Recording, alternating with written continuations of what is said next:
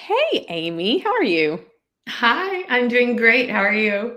I'm good. I'm so glad that we are coming together in the thick of holidays to talk about things that are fun during the holidays and Like, beyond, of course.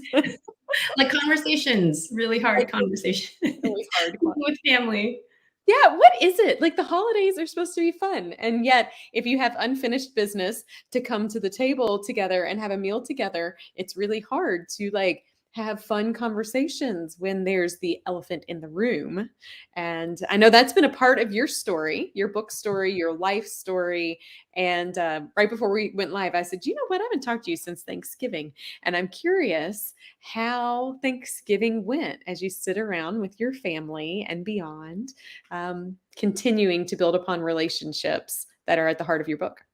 Yeah, I spent the holidays, the Thanksgiving holiday, with my in-laws in Arizona, and so it wasn't with my own family, but it was interesting to watch my husband and how he interacted and engaged with his own parents. And he used my book, he used the resources to have those conversations. And there were a few times when I had to be like, you kind of weren't being that nice, and he didn't even know it. Right. But that's part of the journey, is becoming self-aware of Yes. how am I speaking? What is my tone? What are those things, those habitual things? And sometimes we don't even realize when our tone is not nice. No, we don't. There's a level of self-awareness the Mhm. older I get that I have, but that I think as people we should be aware of. And maybe that's why coming together at Thanksgiving and Christmas and the holidays are uncomfortable because you have family who aren't self-aware and they come with all their baggage and they bring it to the table and then you have some uncomfortableness together. And what I've learned is you can't control anybody but you. And let's go back because I think we want to bring to the table a little bit the Thanksgiving and Christmas tables and any table, but share a little bit about how you even got to this place where you started to identify the need for that awareness and the pivot that it's not something that you can control with your family, but that you can control how you're showing up and having hard conversations, dealing with unfinished business with the purpose and the goal and the journey of forging ahead with something really beautiful. So tell us a little bit about you, Amy, and a little bit about your book and everything in between. Yeah. So a little about me. I worked in corporate America for 16 years. And at some point in my life, I decided, you know what? I want to quit my job. I want to travel the world. I want to volunteer. Cool. And then there was this moment of, oh my gosh, I'm not going to be able to tell my parents. They're not going to understand. So I decided I'm going to lie to them. And I'm going to tell them that I got this hard to get job overseas, and, it's prestigious, and I'm going to be over there for a year. So I just had this whole lie. And it was my sister who told on me. That was the only reason that I was honest. Oh, sisters. Yes, I know. But, I found myself always afraid of my parents' judgments, of their criticisms, of them not being proud of me. And the beginning of the book also started from a client who was doing the same thing. So 3 years ago, I was working with a woman, Chinese American, senior vice president of one of the largest banks. And she was super successful, right? But she came to me because she was like, well, I don't know what I want to do next in my life. Mm. As we continued our coaching, she was like, I got it. I want to do something creative, and I'm going to start my own business. But then she said, I'm going to have to wait till my dad passes away. And I was Golly. like, what makes you believe that? And she said, well, because when I became senior vice president, he said, great. And the next thing you're going to be is president. And when I'm around my dad, I go into little girl mode, and I'm so afraid of his disapproval, his disappointment, that I'd rather just hold off and Mm. wait till he's gone from the world before starting. And I started seeing that pattern in a lot of my clients, where they go into little girl, little boy mode. They will lie like I did, or they'll just hold off on doing the thing that they want to do. And that made me think, huh, I wonder what other stories that I'm still holding about my parents, right? What are those conversations that I'm still afraid of having? And that was the beginning of the book, that it was in the midst of COVID. It was a rise of AAPI hate crimes during that time. And I was stuck in Ghana. So I was afraid, what if I don't get a chance to hear these stories from my parents and learn the truths? Mm. So I contacted my dad. He was hesitant at first. I had to persuade him that his stories matter. And that's when we started the conversations. So over the last 4 years, 3 years, 40 plus hours of conversations with my parents, getting to know their stories, their histories, their experiences, and really them as human beings. Yeah. Right. That's what the book is about. It is, I share my stories, I share my parents' stories, and then the book has something called a date with your parents. Mhm. That helps the reader to go on a date with their parents, to really get to know their own parents. And it's these kinds of questions that we could use over the holidays, so that instead of seeing our parents as that person that we think they are from many, many years ago, we're really learning about who they are as human beings. You said the word truth, and that's something that was my word a couple of years ago. Do you do a word every year? You pick. Yes. Okay. Yeah. All right. Yeah. You told me this. What do you know? What was your word this year? This year it was renewal. Renewal. That's right. Yeah. You've given me a glimpse of maybe what next year's is. I won't make you say it if you don't want to. Okay. I found this on the web for this year. It was renewal. Yeah. Check it out. What is that? I have I don't know. you activated something on my computer. So, but Was it on your side? Okay, because I'm like, I don't know. I don't think it I've heard it. looked That's hilarious. I love it. I love it. Well, hey, we got the definition of renewal. Yep. But truth a couple of years ago was my word of the year. And what I found myself doing is I would go every like time that something felt uncomfortable to me and I would sit down. I'm like, what's the truth in this? Like, many times there was a story I had created and it wasn't maybe with a figment of truth, like a small little piece of potential truth, but it wasn't the whole truth. And I think when we look at family and really any relationships, when we come to the table, we're coming with the preconceived notions of what we think somebody else on the other side is bringing to the table, right? Like, so you felt the need to have to tell your parents a lie when in reality you probably didn't, right? Like they probably would have reacted. Maybe they would, maybe you had to do that, Amy. I don't know. But the point is like we fill in the gaps and we don't have to, we shouldn't.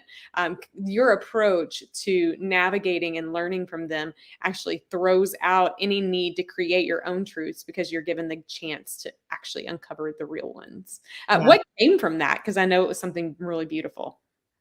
Our relationship is completely different. It's completely shifted.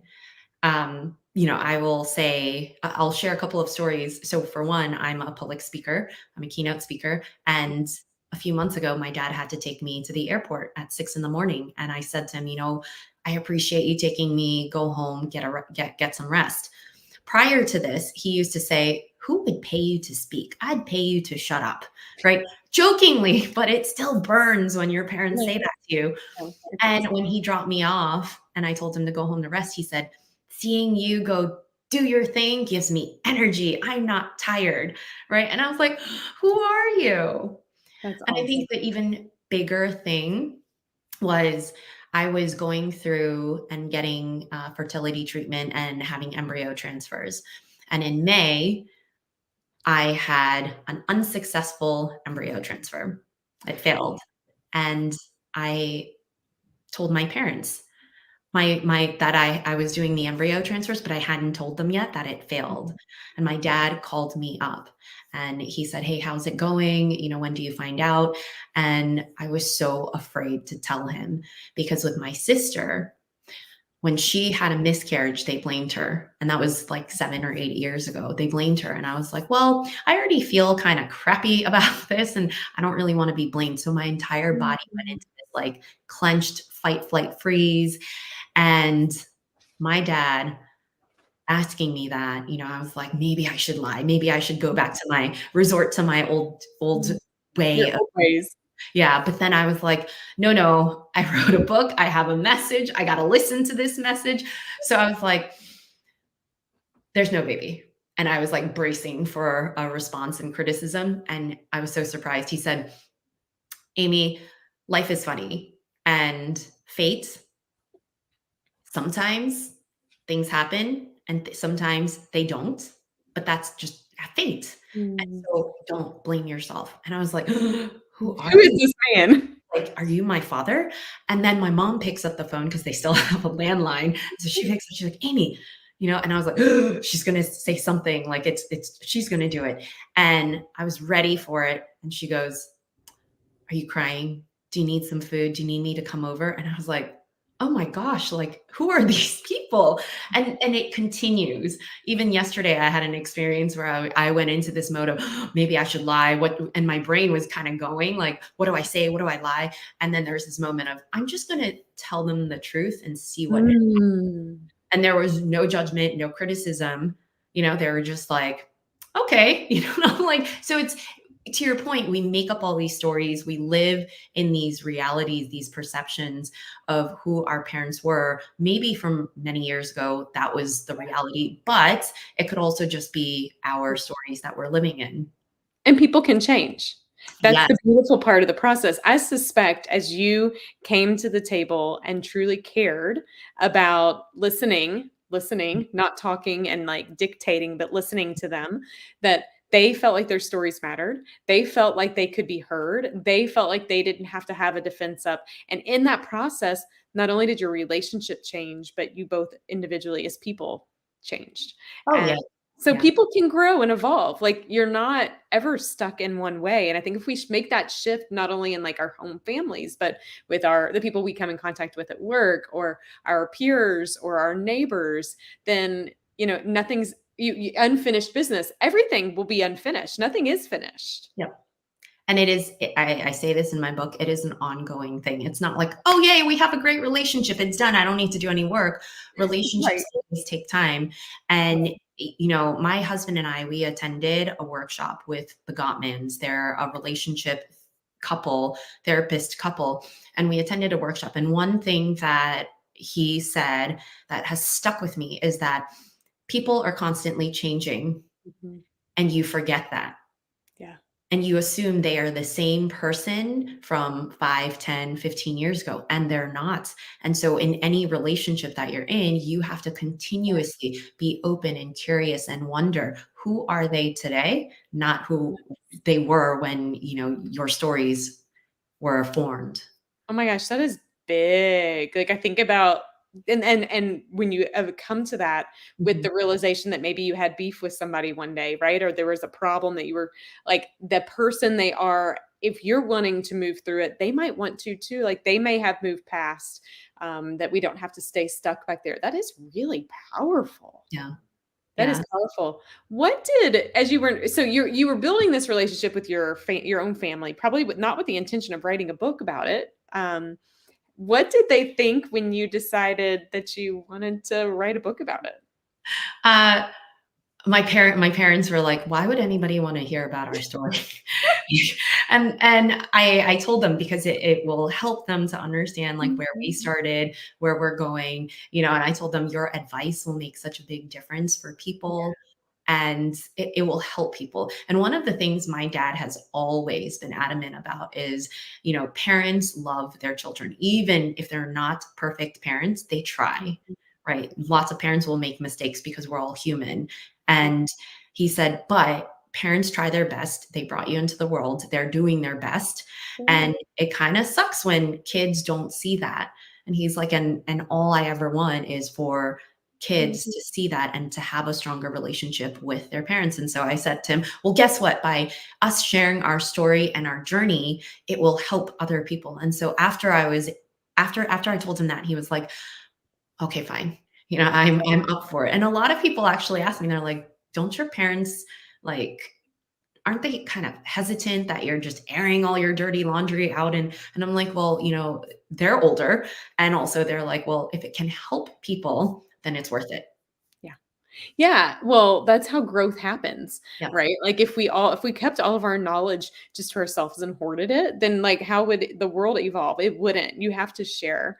I'm a Mhm. believer in that. Of course, I'm also an open book, Amy. So not everybody is, and that's okay too. But I think I find in being open about hardships and challenges and growth also allows me to not have to carry that alone. Like it also has purpose for what I've gone through, right? It gives me a way to process life. And I'm sure writing the book and that whole journey was that for you.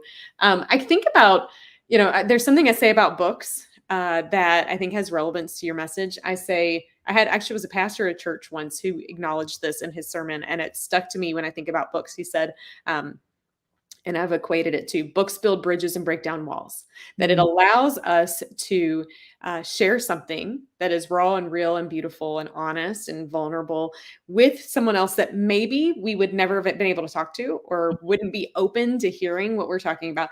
Maybe they have guards up really high, like maybe their bridge or their wall is like with really thick stones and rocks and bricks and mortar, and it doesn't feel like it's able to be shattered. But what happens with a book is that book can like fly over that little that little barrier, and when the other person is ready in a place that they are not, their defenses are not there. They don't have to fight you or anybody and what you're saying. They can read and consume and learn on their time and in their pace.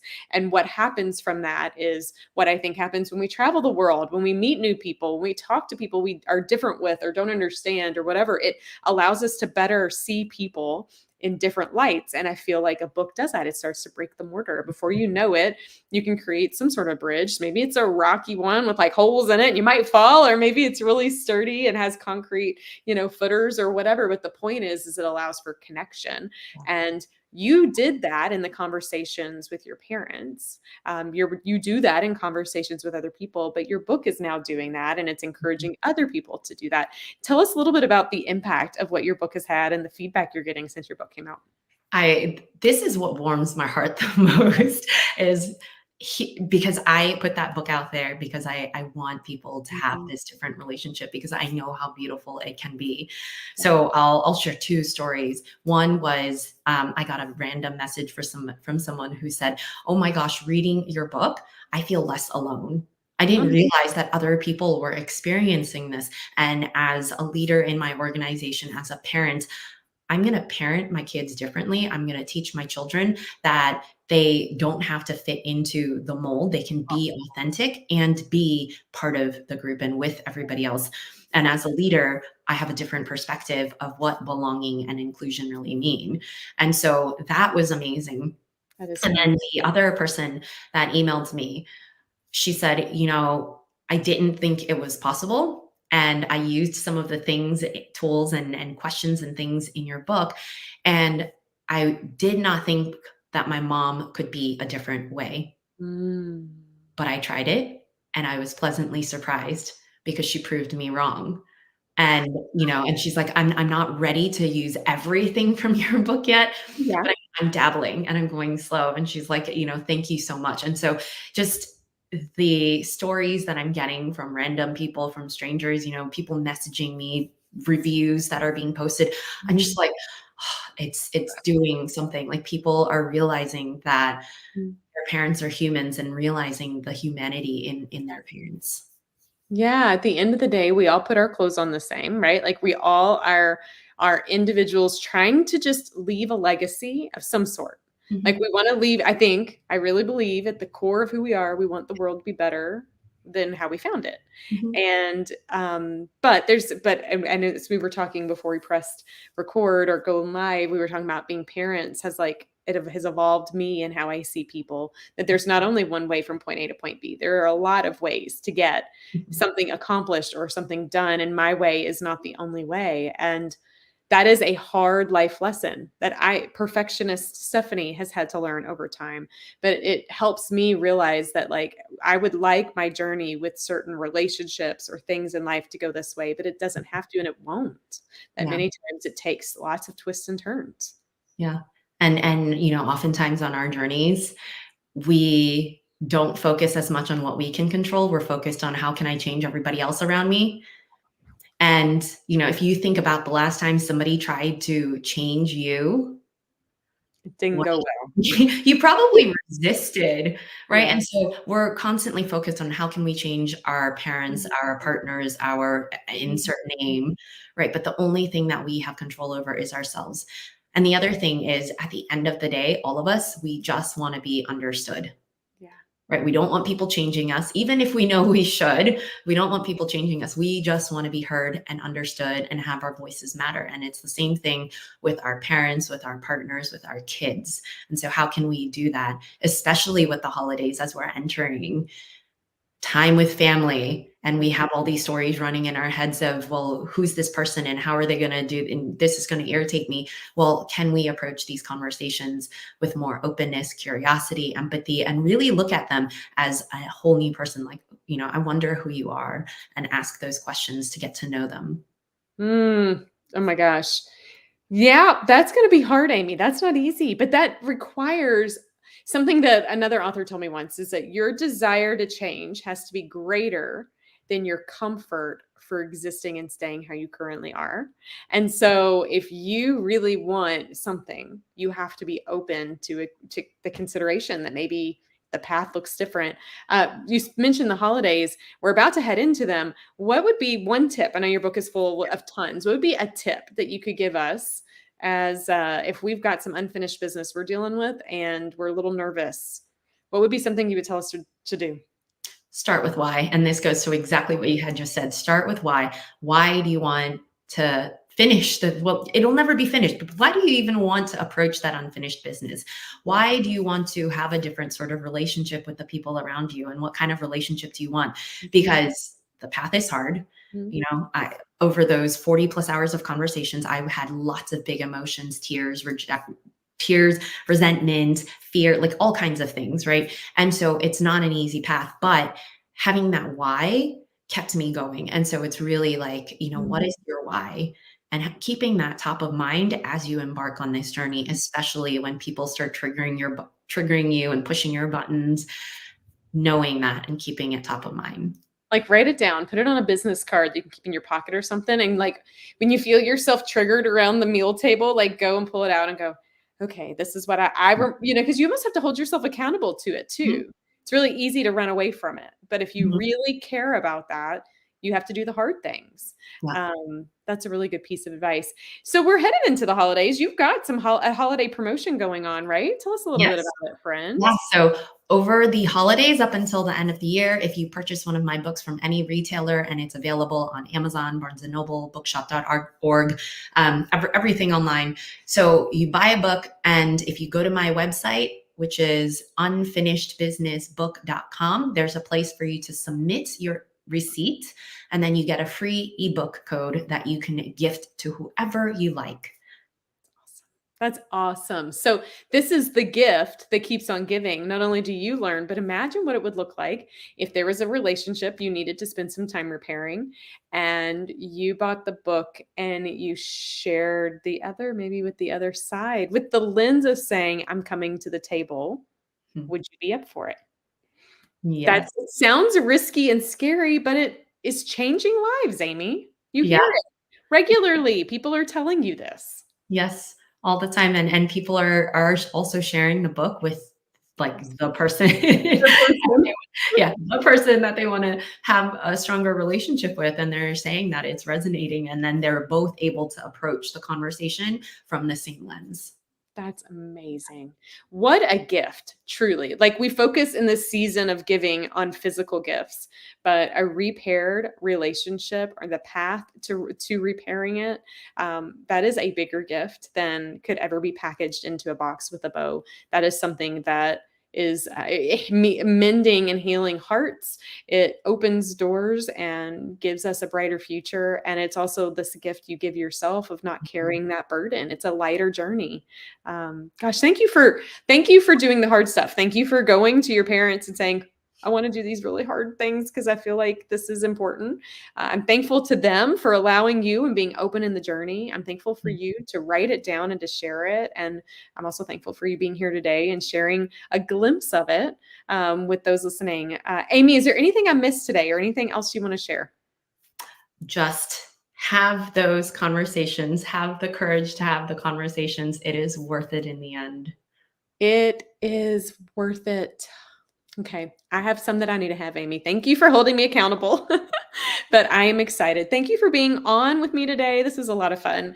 Thank And I can't wait to hear from you on more stories of people whose lives are changed. Thank you. Thank you for having me. Always.